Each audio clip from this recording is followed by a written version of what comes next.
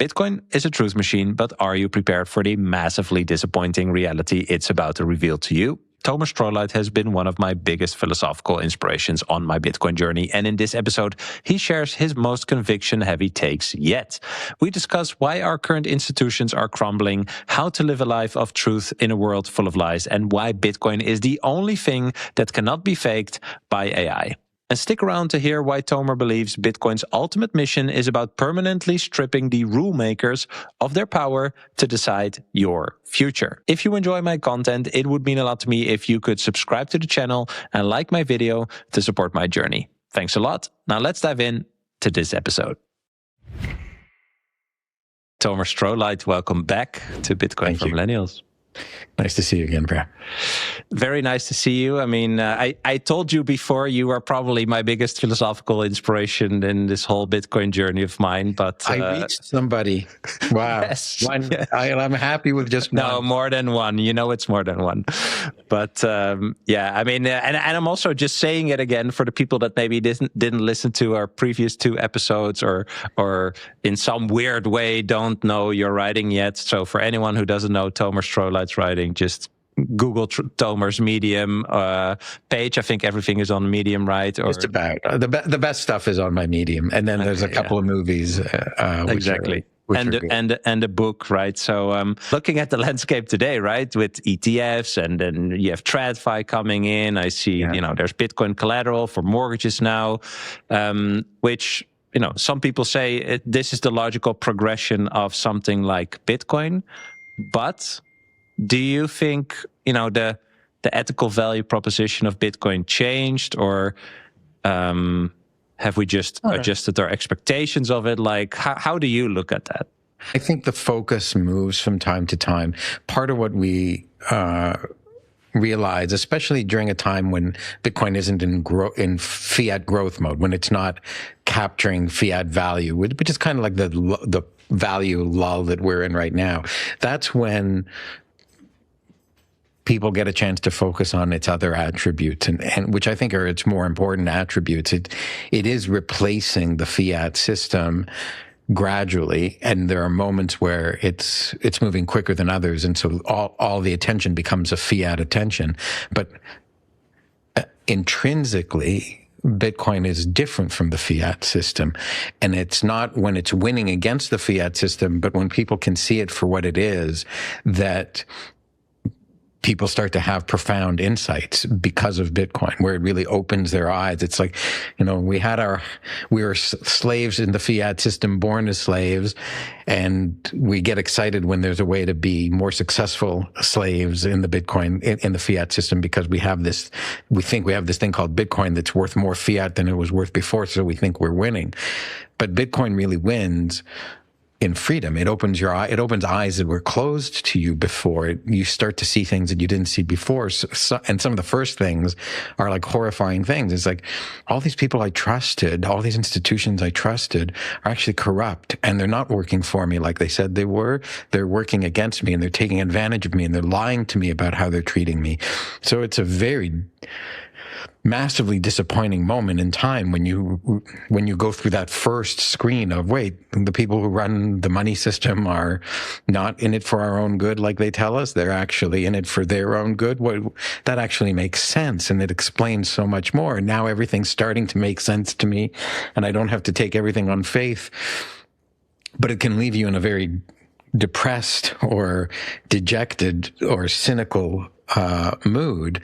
And I think the excitement of where Bitcoin takes you is it does so much more than increase in fiat value. It gives you your autonomy. It gives you your freedom. It gives you a perspective to hold on to that helps you make sense of the rest of the world, and gives you the freedom and courage to explore that real world that is not the fiat veil with the Wizard of Oz, you know, behind, you know, little man behind the curtain telling you he has magical powers, but the realization that all men are equal and none of them have magical powers. So that's one of the things that starts to happen when people are confronted with, there's more here than getting rich in fiat terms in a fiat world. The fiat world is fake. there's a real world, though. And what is the real world? Nobody's taught me.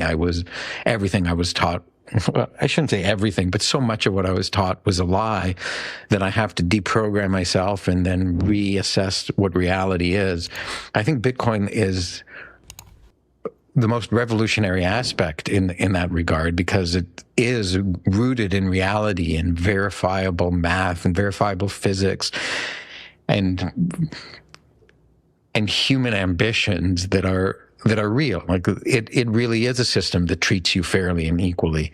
It doesn't give you advantage over somebody. There's no part to play where you get an unfair advantage over somebody else. And there are people who may view that they can, and so there's tension between everybody. Like, not everybody in Bitcoin has the experience you've had, which is to recognize that it's connected to the principles of freedom and rights, and rather than wealth and money.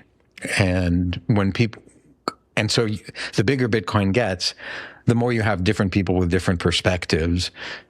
In many people who are not yet fully awakened, they came to Bitcoin because they heard it was going to go up quickly, because they heard there was an ETF, and they heard that Michael Saylor's company was buying a lot, and that there were a lot of companies mimicking his strategy, so that there was a lot of fiat money to be made in Bitcoin. And many people come to Bitcoin first as this get-rich-quick scheme, but Bitcoin is actually a expand freedom for humanity scheme disguised as a get-rich-quick scheme. I've been repeating this on this podcast, but you're the perfect person to talk about with this. I think it's the pinnacle moment in the journey, because that's the first time where you either decide to stay ignorant, or you decide to go further on the path, but also take on more agency and also more uncertainty, right? Because you don't really know where you're going to end, right? But just the fact that you do it, that you take that red pill on the way to the orange pill, I think that's the freeing action, I think. Yeah, I think part of it is you're drawn to it because you want to make more money. Right? There's this idea of, what do you invest in to make money? And then somebody mentions Bitcoin, and there's a lot of paths that you can take that are misleading paths. You get caught up in the crypto thing potentially, or you get caught up in Bitcoin derivatives, or you get caught up. But eventually, or maybe not eventually for everybody, but for many people, you end up focusing on what is Bitcoin, and why is Bitcoin different than everything else? Why is it a good investment? What makes sense here? And the more you try to understand Bitcoin, the more incompatible the rest of the world view is with what Bitcoin is. It's like, no, there's no institution, there's no issuer, it's not controlled by the government. Nobody tells you what's right and what's wrong. The rules are the rules. It's much more like nature than it is like human institutions, which are controlled and evolve and adapt with the people who are in charge of them. And you hear expressions like "don't trust, verify," and it's like, or that the problem is with the traditional system is all the trust that's in it. And you can't simultaneously have a understanding of both and a belief that both work, right? Like one exposes the contradictions of the other, or one is in direct conflict with the values of the other. If you believe in a central bank that can centrally control the economy through adjusting interest rates, then you don't believe in Bitcoin. But if you study what central control does, and you realize it's a manipulation and a violation of the rights of the people who aren't in control of it and have no control over it. And so you cannot avoid for very long the moral, ethical, philosophical implications of Bitcoin, which shed light on the immoral, unethical implications of the fiat system. And then, lo and behold, it's not just the money, it's everything. It's the public education system, it's the incentives for healthcare and pharmaceutical and agriculture. And everything starts to unravel, and you have to form a new view of the world that initially starts off quite dismaying, quite discomforting, because you're all alone. Nobody's coming to save you. In fact, all these things that you were told were here to protect you are actually taking advantage of you, and they're taking advantage of everybody else. And they're asking for your submission and approval in continuing to do that which is immoral. And so it is... Bitcoin ends up becoming a rebellion, a revolution for you, a claim on your birthright as a free human being. If your Bitcoin doubled tomorrow, would you feel good about how it's secured right now? Most people haven't really pressure tested that, and I get it. Some people are comfortable taking full control of their own keys, but others want security without having to manage it all themselves. That's why I partnered with OnRamp, multi-institution custody where your keys are held across independent institutions in multiple jurisdictions. No single company can access, move, or lose your Bitcoin. Lloyd's of London insured, inheritance planning built in, and a team that walks you through the entire setup. They serve clients globally, whether you're in the US, Europe, or anywhere else. Book a free consultation at onrampbitcoin.com/Bram to learn more. That's onrampbitcoin.com/Bram. Most people stop too early with Bitcoin. They buy it, maybe move it to a wallet and think they are done. But they're not. The real questions are how you're securing it, how private your setup is, and whether you're verifying your own transactions or trusting someone else. And what happens to your Bitcoin when something happens to you? This is the layer that most people ignore, and it's the most important one. That's why I've been working with the Bitcoin Way. They help you set up self-custody properly, including privacy, cybersecurity, inheritance, and even running your own node. And they do it without ever touching your Bitcoin. They're not a custodian. They're your support team. If you're serious about this like I am, go to thebitcoinway.com/Bram, that's BRAM, to book a free call. They'll walk you through your setup, personalize everything to you, and help you get a much stronger position very quickly, whether you're a beginner or more advanced. That's thebitcoinway.com/Bram. Sooner or later, eventually, it's unavoidable. There are people who try to suppress it and distract and do one thing or another to resist or reject having to confront that reality. But once even some small portion of your subconscious has seen it, all you can do is pretend to be in denial of it, right? Like once you've seen the truth, you can pretend that the truth isn't the truth. But you're pretending. Like deep down inside, you're lying to yourself, and there's something wrong. And you can get into a Bitcoin derangement syndrome where you've seen the truth and you now violently and vehemently oppose it because the truth is just too much for you to bear. Or you can accept the truth and you can start doing what you can to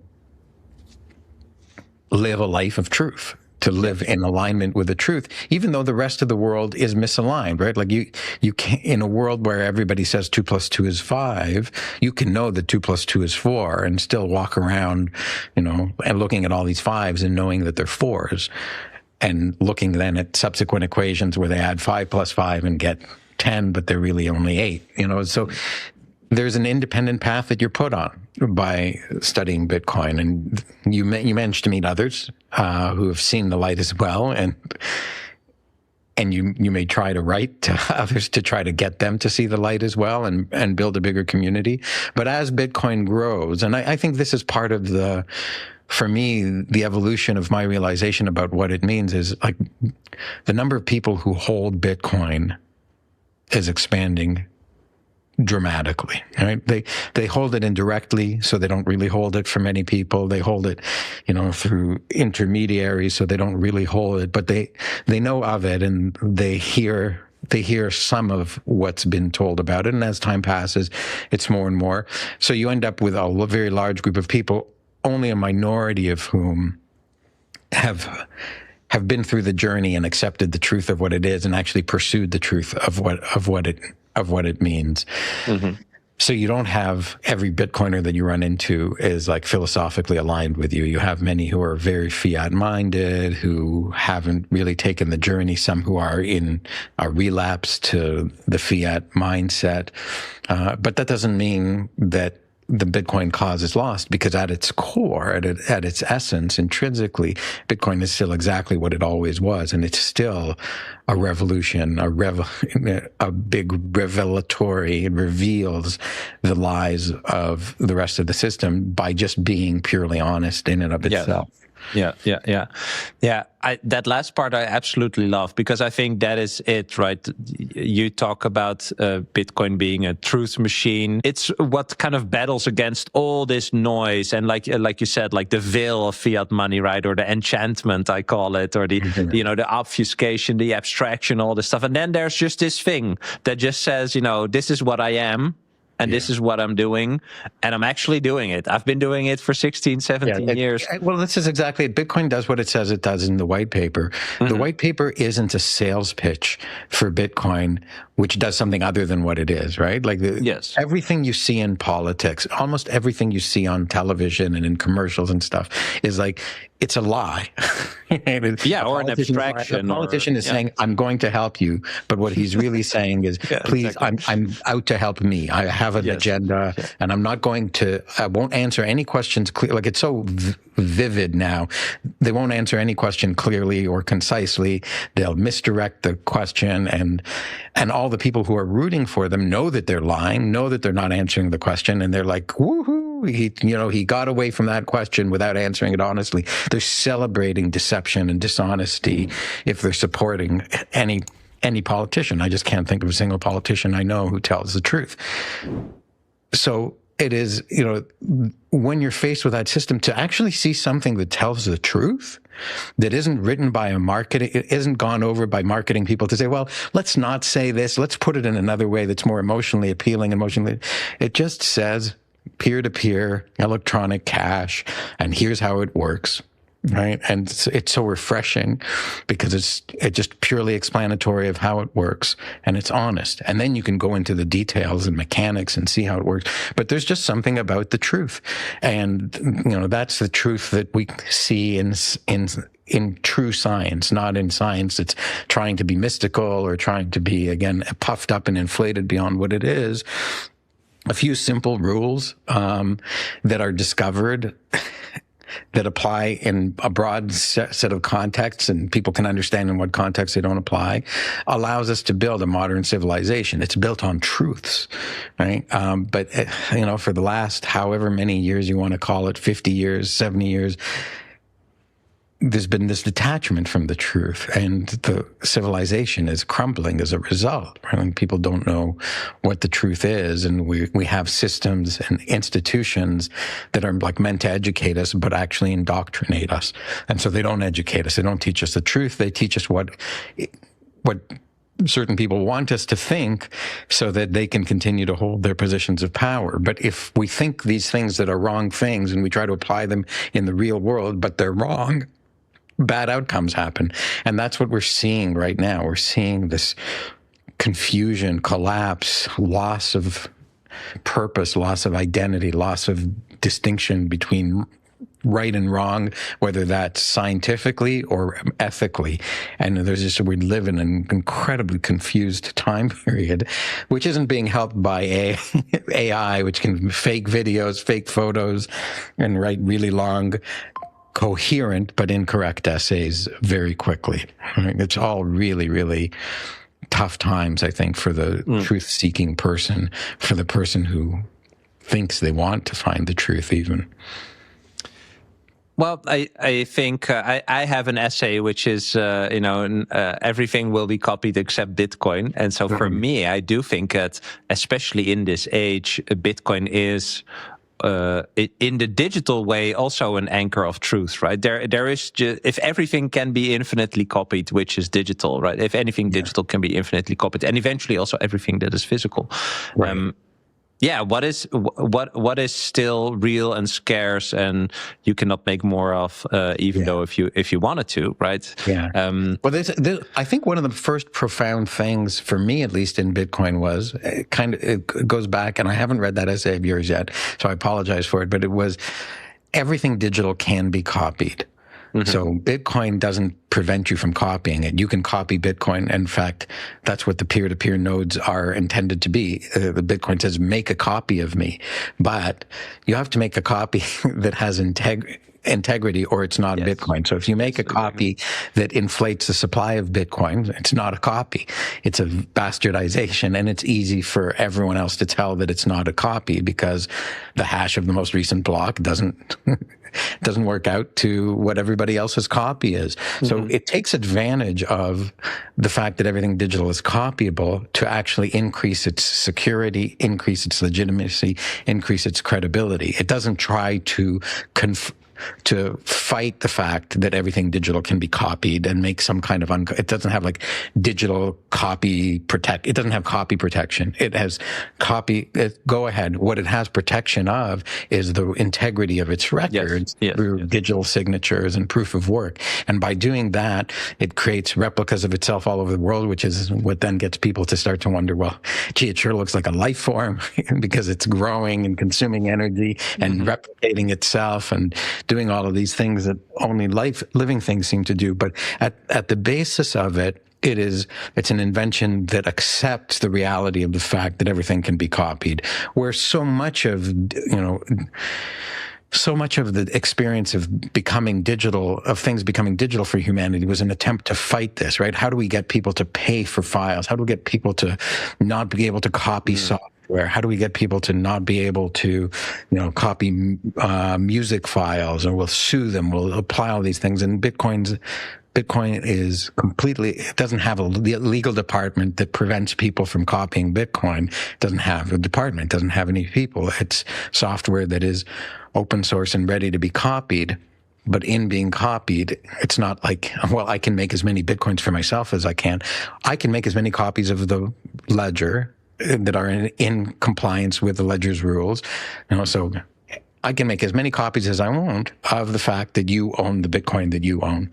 Yeah, exactly. Copies of the fact that of the proof. I can make no new Bitcoin for myself. That's wow. And I just remember seeing that and saying, this is the solution to all this. You can't copy stuff, right? And it's in the intention of being a solution to the double spend problem, right? Which would also be the triple spend, quadruple spend, quintuple spend problem, the copyable problem. And you can copy Bitcoin, but you can't change Bitcoin. And that's the profound invention. It's still so crazy. More people don't see that, right? Or have their mind blown by it. But we were talking about, I think the truth part, you can look at that from different ways, right? I say engineered truth because of just the time chain, right? The time chain is engineered truth. If you verify it right now and I verify it right now, we see the exact same thing objectively, right? Yes. Which is crazy. Like, there's nothing in the world that you and I can verify from your location and my location at the same time and see the exact same thing. Right. Not even reality, right? Like, I could say, like, what color is that? And you say orange and I say orange, but it's just the light spectrum that we labeled orange, right? Sure. We don't know if it's exactly the same in your head and as it is in my head. But with Bitcoin, it is the exact yes, it's like the same thing. The fidelity is so perfect because here it is. It's now what the blockchain itself is 800 gigabytes, and the unspent transaction output set is 11 gigabytes or something. And we don't generally agree. We agree of every single bit. Yeah, exactly. In the entire thing. And we need a machine to keep track of it. But we know, thanks to the technology behind it, that our copies are in perfect fidelity. They're not close. It's not like, oh, I have a toy horse and you have a toy horse and they came out of the same 3D printer and so they're very much alike. But of course there's minor imperfection. Like, there's no imperfection whatsoever. It's perfect fidelity because it's a digital file and it's the exact string of ones and zeros that goes on for, 11 billion ones and zeros. And they're exactly the same. Yeah. And it gets updated by adding to the end of it, and it remains exactly the same in perfect fidelity. Yeah. Wow. For every single person who runs it. Wow. Yes. Last week, someone told me that they heard people say, like, well, but Bitcoin sounds too good to be true. Yeah. And I mean, if you follow your philosophical reasoning, right, and you agree that it is what it is, it does sound too good to be true in the noisy fiat money world. Like, how could this be? Is this thing actually honest? Is no one in charge, right? Yeah. Oh, it's not a Ponzi, right? It's not a cult, right?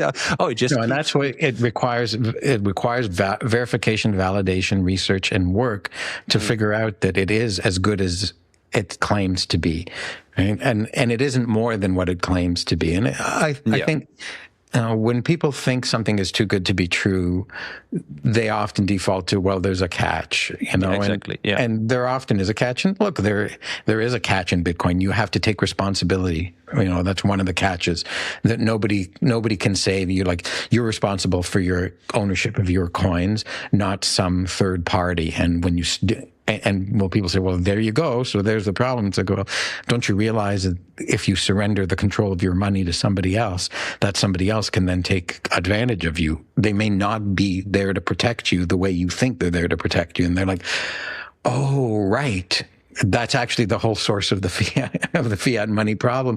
We let somebody else be in charge. We put our trust in somebody else, and that somebody violated that trust. And so there's truthfully only a binary choice here. Either I take responsibility or I cede responsibility. And if I cede responsibility, I may be taken advantage of by the person I gave the responsibility over what's mine to. So you have to choose one or the other. Bitcoin's the only thing that lets you take responsibility, though, in a world where responsibility is waived and where the rationalization of surrendering responsibility to those more intelligent, experienced, wealthy, wise, whatever, is presented as the right thing to do, right? But of course, they take advantage of you, so you're better off, even if you're not as smart as them, looking out for yourself, because smarter people than you looking out for themselves at your expense with your money is not exactly in your interest. So it is in your interest to look after yourself, and that's not a catch.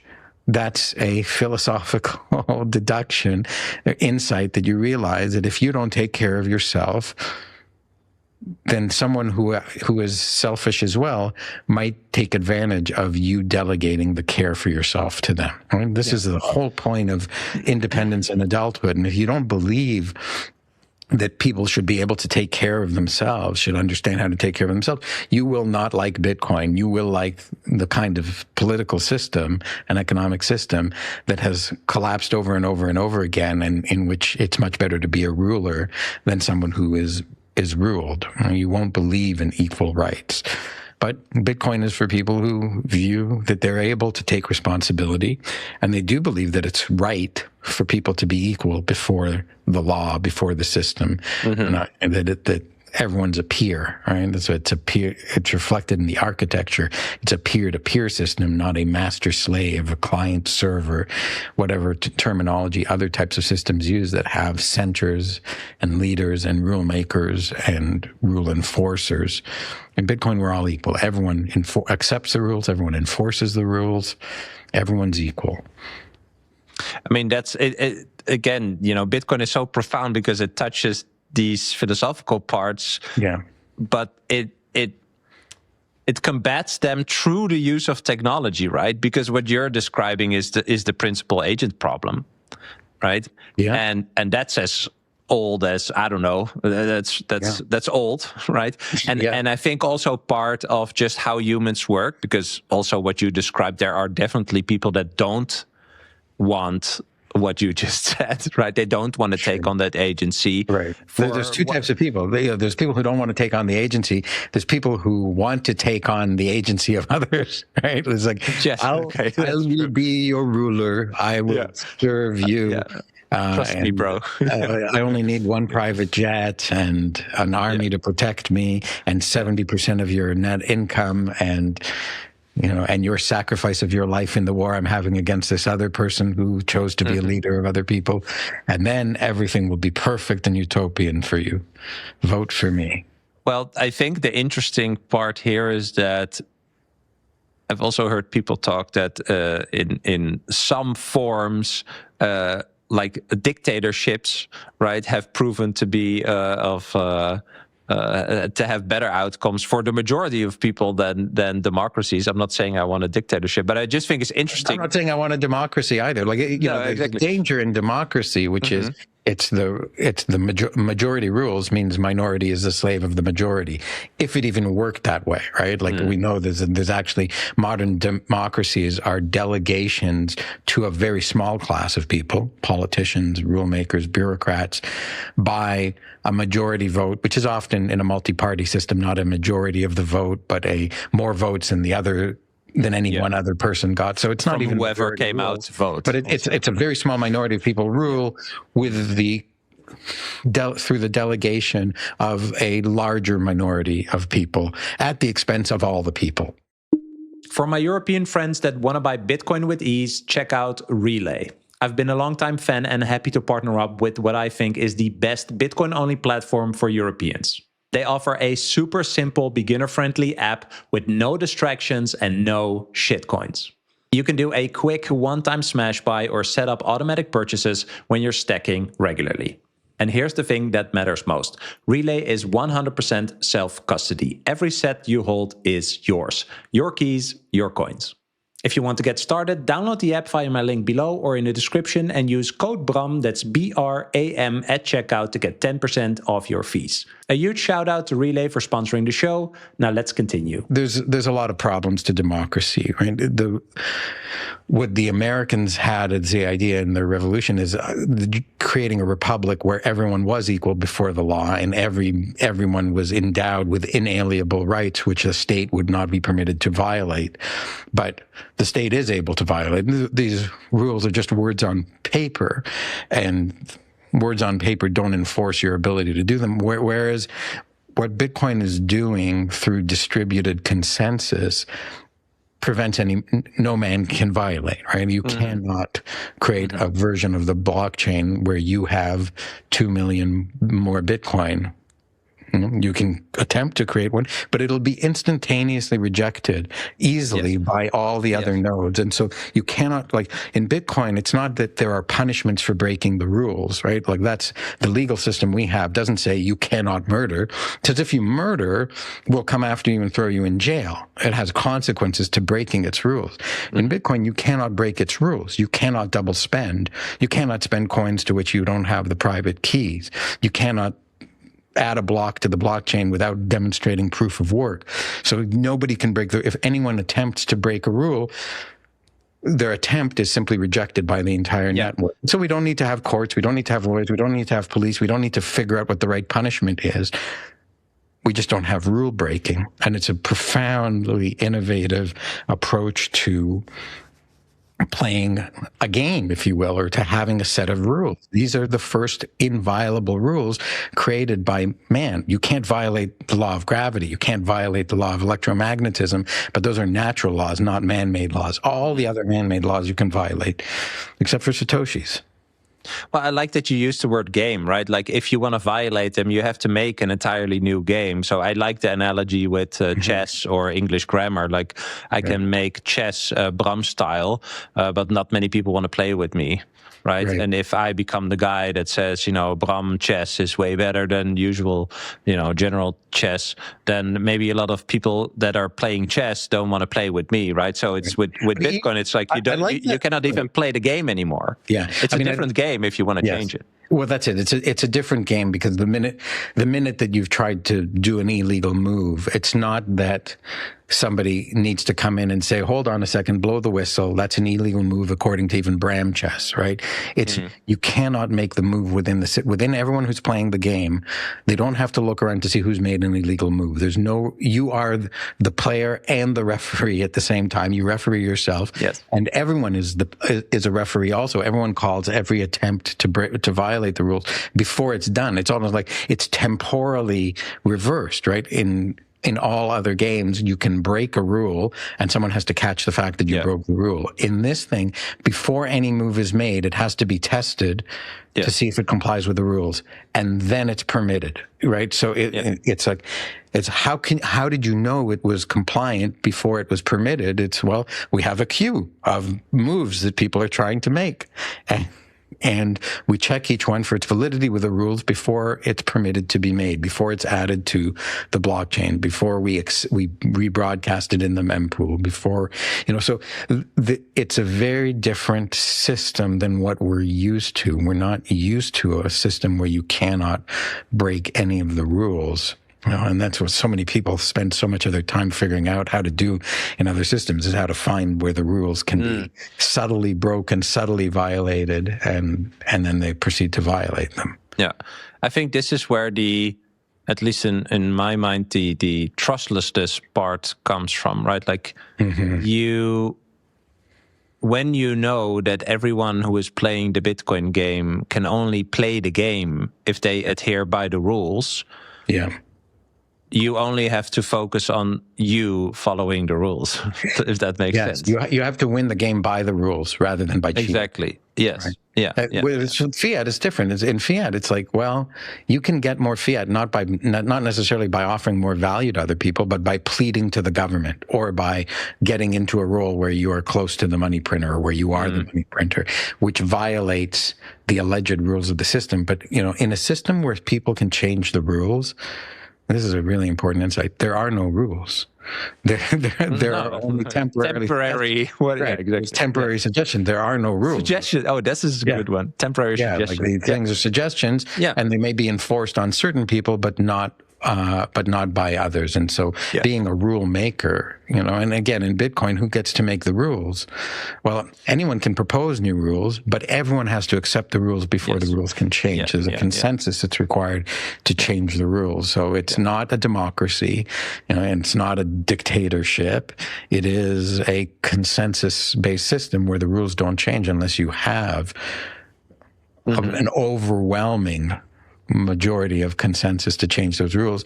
And people who don't want to accept the changes to the rules don't have to accept them, right? They can make a different game. They can keep the game the same, and now you're playing a different game. But that's a lot of technical detail. Jeff Booth says cooperative competitiveness, which I really like. Yeah, no, I understand that. And in I think a fiat money world, also, at least for me on my journey, there were many times where I just realized I'm an idiot. I'm doing things and I have no clue. I don't know why I'm doing it. I don't know how it works. How did I even end up here, right? But I know just mimicking. I don't want to do it. Yeah, exactly. But I do know I don't want to do it. Yeah. For my why Bitcoin book was called Why Choose Bitcoin, and was because the short answer. It's a short article, but the even shorter answer is because Bitcoin asks you to choose it. It doesn't force you to choose it, right? Like you are born into fiat money. Nobody asks you, do you want to use fiat money? You are forced to use it at the point of a gun, no less, right? If you don't accept it and you don't pay your taxes in it, you're in violation of laws and you will be thrown in a cage. Like this is the difference between Bitcoin that says, you don't have to use me. Like here I am as I am. Use me if you want to. I think I'm valuable because I possess all these characteristics of sound money, engineered to near perfection or perfection, if you will. So choose me if you want. But one of the things about money is it accepts that you have agency and it lets you choose. And so how can I, as Bitcoin, try to force you without violating your agency? Choose Bitcoin if you want it. And every single person in the world who uses Bitcoin has chosen to use Bitcoin. The choice may become exceedingly obvious in the future. It may become the only rational choice for even a highly irrational person, but it's still not forced on you. There's no point of a gun saying, choose Bitcoin. The government mandates that you do. Yeah. Exclusively, right? Like that's monopoly power. That's an irrational monopoly granted by the government to itself to say everyone must use our fiat currency, which we secretly print lots of without telling anybody about. Yeah, exactly. This is another meme, right? Bitcoin doesn't care, right? Yeah. I think you explained it well, right? It doesn't matter if you choose it or if you think it's stupid or whatever. Like Bitcoin is neutral in that sense. It doesn't care. It's funny because it just puts the burden back on the person who thinks whatever of it, right? Yeah. Bitcoin just is. And if you don't see it, Bitcoin doesn't care if you see it because Bitcoin just is in that sense. I think that is very it's like funny. nature, right? And this again goes back to it operates like a law of nature. Gravity doesn't care. It'll work on you. And if you jump off the top of a 30-story building, gravity doesn't care that you have a wife and kids and value your life. It's going to take you down to the concrete at the bottom at whatever this rate of acceleration is until you hit terminal velocity. Bitcoin doesn't care either. Bitcoin provides the value proposition that it does. And if you missed out on it, it doesn't care. It's going to continue to provide the value proposition. It wouldn't be the value proposition that it is if it did care and said, hold on, we've got to roll back the blockchain. Bram just realized Bitcoin's valuable and he wishes he bought in back Exactly. when it was in 2009. So we're going to roll back for the sake of Bram, because that would be not fair. That would be another meme. It's another meme. You get Bitcoin at the price you deserve, right? It's not a nasty meme. Some people are like, oh, that's not nice to say. No, it's like when you wake up, right? Like when you see it, and that's when you can get it. Yeah, right. Yeah, no, like there's freedom, responsibility, accountability, all baked into this thing. And freedom doesn't mean easy. Freedom doesn't mean rich.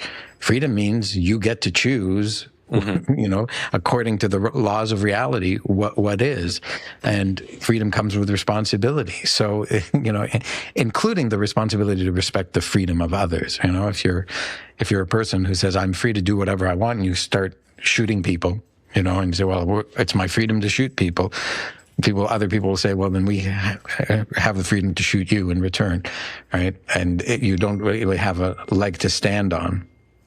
If we think we know that we are right about the future, but we have to wait, in some way for other people to also figure it out in a period that is quite chaotic, how do you think, or how do you basically get on with your life and are active in like other areas of personal growth or spirituality or whatever, right? I feel like, the difference between being right and being shown you're right. When does every last person I meet in the world come to me and say, you were right, Tomer? Well, I don't know. That's not going to happen. It's not going to happen, right? But maybe this is just for our children, for example. That's what I said to you before. But even for our children, there will be people who don't, who have different values, different things. And so one of the things you have to accept and embrace and live by is that different people are going to have a different point of view about different things. Bitcoin doesn't require global monopoly. Right? Bitcoin works. Bitcoin doesn't care if everyone in the world believes in it and trusts it. You and I and Knut Van Holm and Eric Kaysen and Gigi and all of your listeners can interact with one another freely using Bitcoin as money. And I think it's the last essay in my book. It's called "Why Bitcoin is a Declaration of Peace," and I'm almost tempted to read it. It basically says, we can live in peace even with people who don't accept Bitcoin. We just don't have to deal with them, right? We can live in peace, trading value for value with one another who believe in Bitcoin. And if and it's a declaration saying that what's mine is mine, but that other people who say, well, I don't appreciate the value of Bitcoin, you can say, then let's move on and live in peace without trading with one another, right? So the ability to form a network of people who voluntarily and mutually agree with you on your values is all that you really need. If Bitcoin is a strong value proposition, more people will believe it. If it isn't, then there will be fewer people you can deal with. But it's a choice that you made. And Bitcoin doesn't ask for your exclusive belief. It doesn't say, if you have one Satoshi, you must have $0 and 0 yen and 0 yuan. Bitcoin doesn't care. Right? Bitcoin allows you to be free to do whatever you want, as long as you don't attempt to violate the rules, which it won't let you do.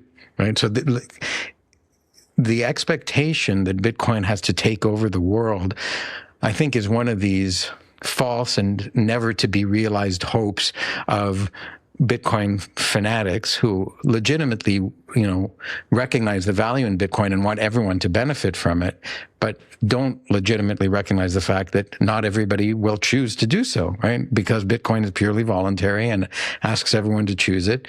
There's going to be those who don't. And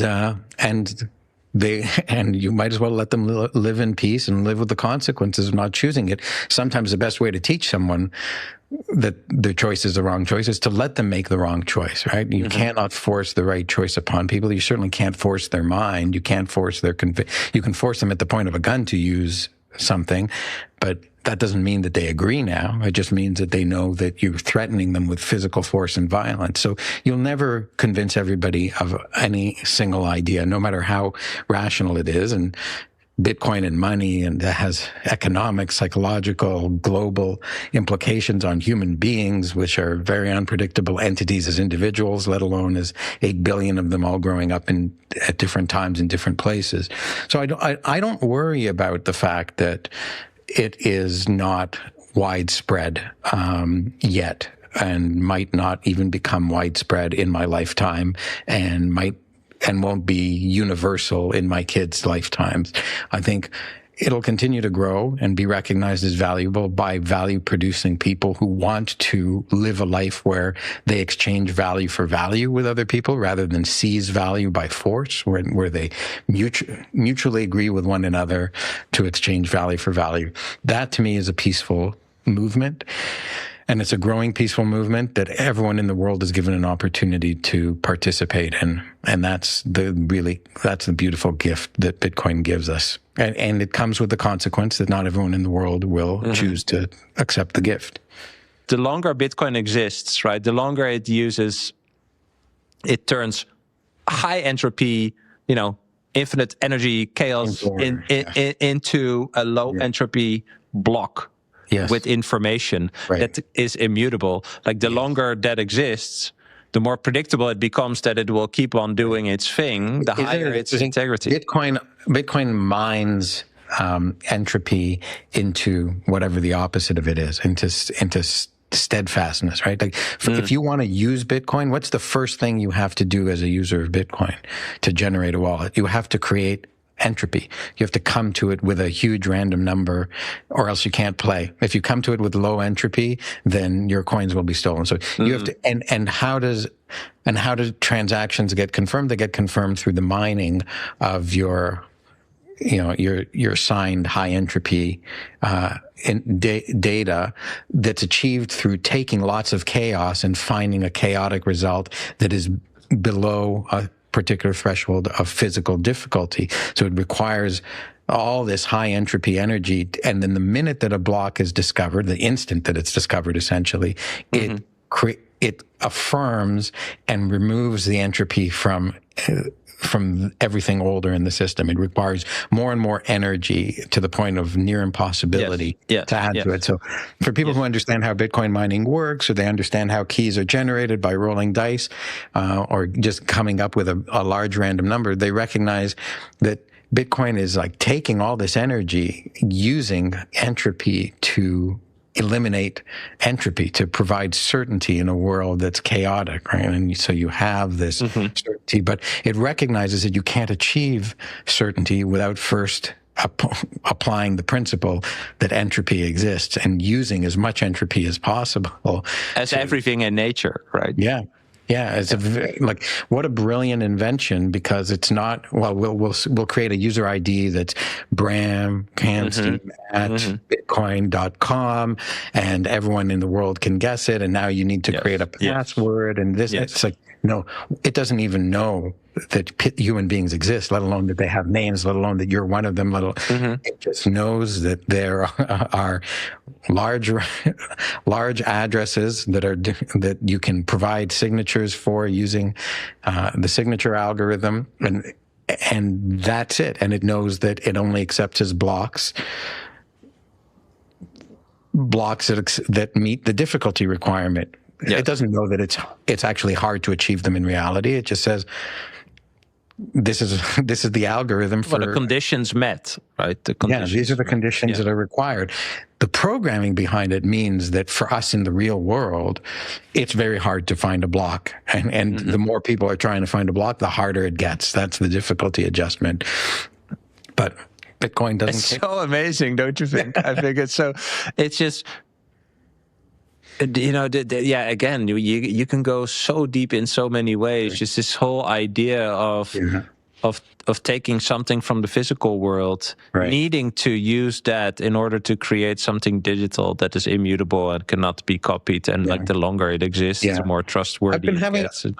I think this is something that is drawing a lot of people's interest again, because I've been talking about it on the spaces that I appear on, and there's more and more people asking questions every day. So that like this refocus, like I think a lot of people came into Bitcoin because they heard it's going up because MicroStrategy is buying a lot of it and there's an ETF. And so that was like, here's something that's going up in fiat terms. Number go up technology. I understand that. That's simple. Although I don't exactly understand why the number goes up, but I know it has something to do with the supply limitation. Yeah, I like the number going up, and I know it has to do with the supply cap. So it's like, but the more you start to talk about how Bitcoin works, which is what you're like enthralled with it at this moment, about how beautiful it is and how stunning it is, the more other people start to get, hold on, wow, that's really amazing. It's using physical energy. It's using this. It's using that. And so as long as there's people around to keep explaining how it does that, what a hash function is, and why it can be used to generate a signature, and why it can be used to generate a difficulty that needs to be required through lots of entropy. When people start to understand that, they start to really see the beauty of the invention, in the same way that they might see the beauty of an airplane because of its wings, that they generate more lift than drag, and it lifts the airplane up, and that's why the wings need to be wide and need to be a certain shape, and how beautiful it is that when it achieves a certain speed, there's more lift in the weight of the plane, and so something that weighs 20 tons can fly in air that weighs essentially nothing. That's the beauty of understanding the engineering of a thing, and Bitcoin is designed not to interact only with the physical realm, but to interact with the human realm of what humans want to do. But it provides this constraint so that we don't destroy it and our belief in the system. And the fact that nobody can cheat is what then gives you the trust in the system. And the trust in the system is what allows people to hold on to Bitcoin as money, as a store of value for forever, trustlessly. If you get it, if you understand how it works, it's actually an amazing tool to talk in a philosophical way. We have lived through an era of institutions that require trust. They were set up, even like the American form of government with the separation of legislation, judicial, and executive functions around the law was set up as a check and balance system, right? It was, oh no, it's a system of distrust. Oh no, Yuval Harari, what are we going to do? But it was ultimately a system of, you trust judges to be good judges, you trust executives to only execute law and not influence the legislation of laws, and you trust legislatures to compose laws that the executive would authorize, being independent from the judiciary. But what do we see now? We see that all of these things have become, you have judges who are partisan and party affiliated. You have the president telling the legislator, sure, what laws he wants to see that he will sign. You have pressure being put on the executive by the legislature rather than accepting their independence. So we've lost trust in the system. And this has happened in every institution that we have. The trust in the individuals who are put in charge of these institutions has been eroded because they've been corrupted. They've become compromised and corrupted. So we now need a system that doesn't put trust in human individuals, because human individuals are corruptible. And over the last 70 years, or some rough period in that range, all of these systems have been corrupted through the corruption of the individuals who are in charge of them. So what do we need? We need a system without somebody in charge. And Bitcoin is the prototype of potential more institutions. I don't know how to invent them yet, but at the very least, here we have one institution that is incorruptible because it has nobody in charge of it. It has no CEO. It has no head of marketing. It has no head of whatever. Its rules are purely objective. We don't get to decide whether we accept a transaction or not. It has to obey the rules, but we all enforce the rules if we run a node. So it's like, this is how we replace trust with trustless systems, right? And it's not like we're replacing trust in a world where we said, just trust anybody and everybody. The invocation of these systems were meant to have checks and balances so that trust would be honored. But we've gone too far, right? There's too few people making too many powerful decisions. The government has gotten too big. It's become a monopoly on education. It's a monopoly on the regulation of healthcare, diet. Like, they recommend what diet you should eat and approve foods through the FDA. They recommend what drugs you can take and approve or deny drugs through the same entity. So there's just way too much centralized authority that's corruptible and difficult to see through. It's not transparent, right? It's opaque. And so you can't even see the corruption. You can only feel its effects. And so what do we need? We need transparent systems with no people. Well, that Bitcoin is the prototype, right? And it certainly fits the bill for money. And it may be instructive as to how we structure other systems through, at the very least, through decentralization. The less power is concentrated, the less incentive there is to be corrupt, the less ability there is to entirely corrupt one thing through one, vulnerability. Yeah. Well, this is also why I'm very hopeful about the future, because Bitcoin will just keep on chugging along and showing that it's doing what it's doing. And on this other, on the centralized fiat side, it's probably going to be crazier and crazier and more repressive and whatnot. Which is you will see perfect. A class of titans, right? Bitcoin versus the central bank, decentralized homeschooling versus centralized top-down education. Regenerative agriculture versus monocrop, agriculture with fungicides and herbicides and pesticides and fertilizers.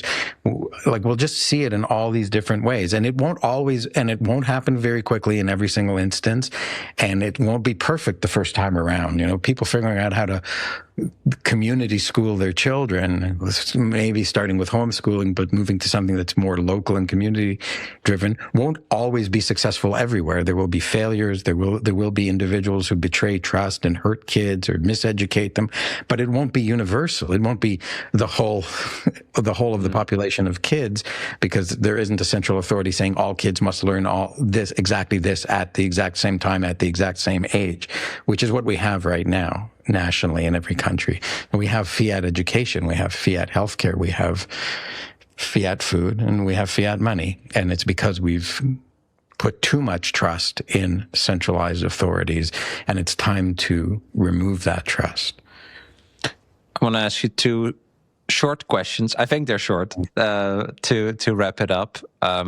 I just want to ask you about like your crazy view, or like your spicy view. Like, is there something that you think will happen, let's say the next 10 or 20 years, that even the most maxi Bitcoiners would find crazy or too far out there? Well, 10 years is a very short period of time. Like, I try to think about like what'll happen. You can do longer, whatever you want. 100 million years.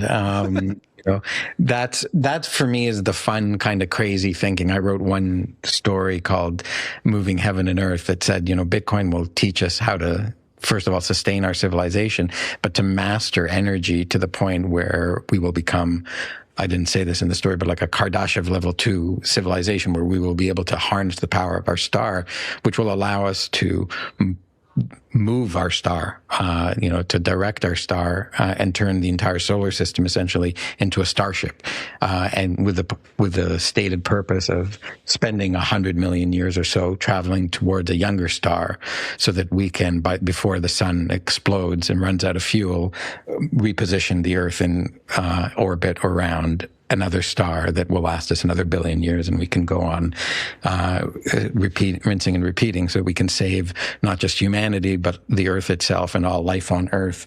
So that's a pretty far out idea. Yeah, I love that. Yeah, but it's like that's a low time preference idea. It's something that even in the most optimistic of my estimates is it's 100 million year journey, because you can't just accelerate the sun.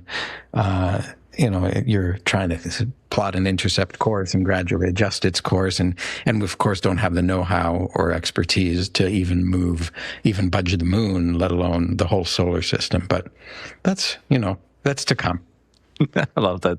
All right, the last one. If you had to describe the purpose of Bitcoin in 2026 without using the words money, currency, or inflation, what would it be? Without using those things. Well, in that case, it's to return human civilization to a state of reliability and trustworthiness between people, to remove the division of power between the ruled and the rule makers, right? To make humanity truly equal before the law and before the systems of the world.